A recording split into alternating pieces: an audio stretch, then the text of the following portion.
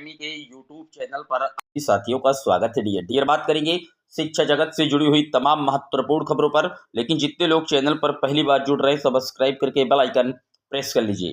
Dear आपकी screen पर पहली अपडेट आप देख सकते हैं। 70 विभागों में कनिष्ठ सहायकों के 2702 पदों पर होगी भर्ती। अधीनस्थ सेवा चयन आयोग ने जारी किया दिशा निर्देश। 23 दिसंबर से 22 जनवरी तक होंगे ऑनलाइन आवेदन। ऑनलाइन में देना होगा महज 25 रुपए का शुल्क। प्रदेश में 70 विभागों में कनिष्ठ सहायकों के 2702 पदों पर भर्ती होगी। भर्ती के लिए ऑनलाइन आवेदन व शुल्क जमा करने की प्रक्रिया 23 दिसंबर से शुरू होगी।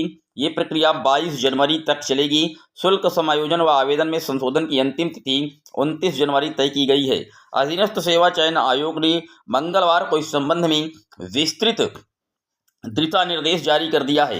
कनिष्ठ सहायक भर्ती के लिए अभ्यर्थियों को उनकी प्रारंभिक अर्हता परीक्षा पीईटी 2023 की स्कोर के आधार पर शॉर्टलिस्ट किया जाएगा। आवेदन सिर्फ ऑनलाइन होंगे। अभ्यर्थी अपने पीईटी रजिस्ट्रेशन नंबर से भी आवेदन कर सकते हैं। इसके लिए उन्हें अपने मोबाइल नंबर पर आए ओटीपी से सिर्फ सत्यापन करना होगा। तो आप देख सकते हैं 70 विभागों में जूनियर असिस्टेंट या कनिष्ठ सहायकों के लगभग 2700 पदों पर जो भर्ती है उसका जो आदेश है वो जारी कर दिया गया है। डियर बात कर लेते हैं अगली अपडेट की। अगली अपडेट आप देख सकते हैं भर्ती प्रक्रिया पर को पटरी पर लाना यूपीपीएससी के लिए बड़ी चुनौती बन चुकी है। उत्तर प्रदेश लोक सेवा आयोग के लिए भर्ती प्रक्रिया का कैलेंडर पटरी पर लाना बड़ी चुनौती बन गई है।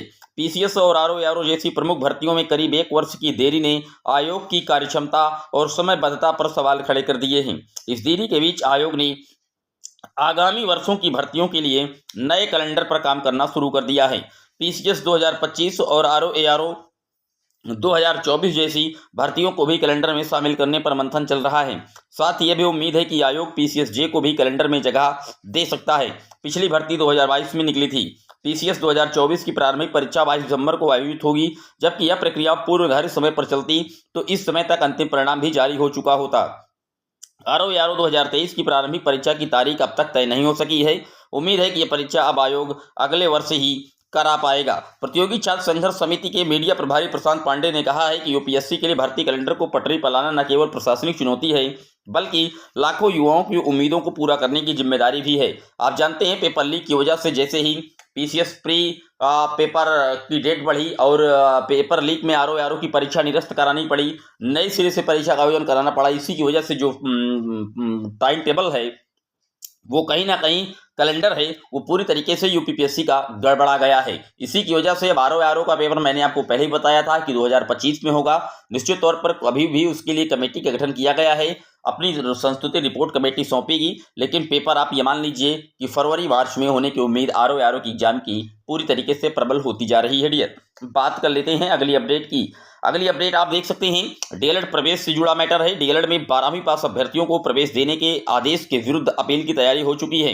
डिप्लोमा इन एलिमेंट्री एजुकेशन में 12वीं पास अभ्यर्थियों को प्रवेश दिए जाने के हाईकोर्ट के सिंगल बेंच के आदेश के विरुद्ध उत्तर प्रदेश परीक्षा नियामक प्राधिकारी पीएनपी की ओर से अपील दाखिल किए जाने की तैयारी कर ली गई है।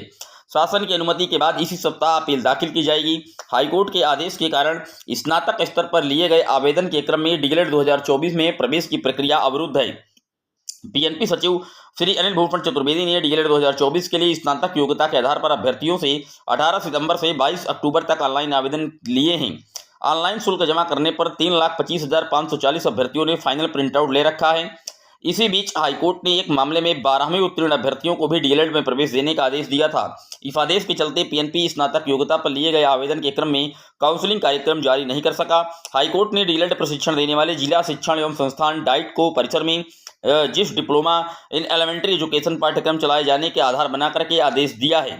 यह राष्ट्रीय अध्यापक शिक्षक परिषद एनसीटी में मान्य नहीं है। यह पाठ्यक्रम भारतीय पुनर्वास परिषद चलाता है और इसमें सिर्फ दिव्यांग छात्र छात्राओं को 12वीं पास योग्यता के आधार पर प्रवेश दिया जाता है। तो आप देख सकते हैं यहाँ ने साफ तौर पर कह दिया गया है पीएनपी कार्यालय के द्वारा कि हम अपील करने जा रहे हैं सेकंड बेंच में और वहां से सिंगल बेंच का जो जजमेंट आया उस पर स्टे लेंगे और उसके बाद काउंसलिंग इत्यादि की जो प्रक्रिया है वो प्रोसीड कराएंगे। बात कर लेते हैं अगली अपडेट की। अगली अपडेट आप देख सकते हैं सिटी नर्सरी डीपीएससी व डीपीएड के लिए कल से आवेदन लिए जाएंगे। आप इनके भी आवेदन कर सकते हैं अगर आप सिटी नर्सरी कराने के इच्छुक हैं। डीपीएससी और डीपीएड के लिए भी कल से जो ऑनलाइन आवेदन है वो लिए जाएंगे। बात कर लेते हैं अगली अपडेट की। अगली अपडेट आप देख सकते हैं 16,000 परिषदीय विद्यालयों का कायाकल्प जल्द होगा। प्रदेश के 16,000 से अधिक परिषदीय विद्यालयों का जल्द ही कायाकल्प किया जाएगा। सरकार इसके लिए कंपोजिट ग्रांट के रूप में मंगलवार को 185 करोड़ रुपए जारी कर दिए हैं। आप देख सकते हैं यहाँ पर ये कायाकल्प करने की बात कर रहे हैं प्राथमिक परिषदीय स्कूलों की। यहाँ पर ये भी बता रहे हैं कि 1,41,000 जो स्कूल हैं इनकी सुरक्षा पर रखेगी तकनीकी शिक्षण संस्थानों की टीम। लेकिन यार आप जानते हैं कि इस तरीके से जो फंड है वो यहाँ पर लगाने से कोई विशेष फायदा सरकार को नहीं होगा। क्यों? बिना शिक्षकों के आप किस तरीके से कायाकल्प कर पाएंगे प्राथमिक परिषदीय विद्यालयों का? इसी को पूरी तरीके से प्रोपोगंडा बता दिया है छात्रों ने। यहाँ पर कहा है, छात्रों ने कहा है कि प्रोपोगंडा नहीं, भर्ती करे सरकार।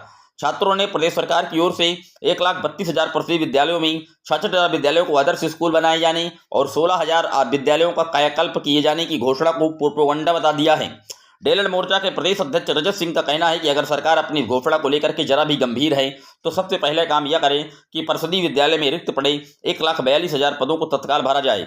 साथ ही 30 बच्चों से कम संख्या वाले बंद किए गए 24,000 परिषदीय विद्यालयों को तत्काल शुरू किया जाए। यानी कि सरकार जो ये बता रही है कि हम कहीं ना कहीं कायाकल्प करने जा रहे हैं परिषदीय स्कूलों का, इसको पूरी तरीके से प्रोपोगंडा बताया गया है।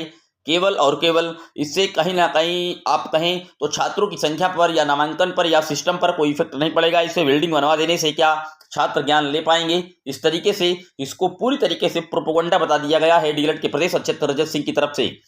बताया भी क्यों ना जाए, क्योंकि पिछले 7 साल हो गए उत्तर प्रदेश में बेसिक विभाग में परिषदीय प्राथमिक विद्यालयों में एक भी शिक्षक की भर्ती नहीं की गई। शिक्षा मित्रों का समायोजन जब रद्द किया गया था तो उनके एवज में माननीय सुप्रीम कोर्ट के दिए गए जजमेंट के आलोक में 68,569 की भर्तियां की गई, वो भी इस शासनकाल के दौरान नहीं की गई हैं। आप नोट डाउन कर लीजिए, ये कोई नई भर्ती नहीं थी बल्कि शिक्षा मित्रों के एवज पर ये भर्तियां की गई। और नई प्राथमिक स्तर की शिक्षक भर्ती सूबे में पिछले कई साल से नहीं आई। अकाल पड़ चुका है उत्तर प्रदेश में। जबकि आप जानते हैं कि परिषदीय प्राथमिक विद्यालयों में हर वर्ष लगभग 10 से 12,000 शिक्षक साथी रिटायरमेंट हो रहे हैं। और अगर खाली रिटायरमेंट को जोड़ दिया जाए तो 60 से 70,000 तो लगभग रिटायरमेंट ही हो गए। जबकि हाल ही में केंद्रीय शिक्षा मंत्रालय ने भी साफ तौर पर डाटा उपलब्ध करा रखा है कि 1,42,000 पद उत्तर प्रदेश में रिक्त हैं प्राथमिक परिषदीय विद्यालय में, तत्काल भरा जाए नई शिक्षा नीति के तहत। लेकिन योगी सरकार केवल और केवल कायाकल्प कर रही है, आदर्श विद्यालय बना रही है बिना शिक्षकों के। ये कहीं ना कहीं किस तरीके से शिक्षक विहीन स्कूलों में आखिरकार बच्चों को गुणवत्तापूर्ण शिक्षा दिला रही है, ये भगवान भरोसे चल रहा है उत्तर प्रदेश का हालिया विभाग, शिक्षा विभाग। उम्मीद करता हूं सारे डाउट क्लियर हुए होंगे। कोई सवाल अभी भी रह गया है कमेंट बॉक्स में मेंशन कर दीजिएगा। इसी तरह की सटीक ऑथेंटिक एनालिसिस के लिए चैनल को सब्सक्राइब कर लीजिएगा, वीडियो को दोस्तों के साथ शेयर कर दीजिएगा। फिर मिलेंगे आपसे एक और वीडियो में, तब तक के लिए जय हिंद, जय भारत।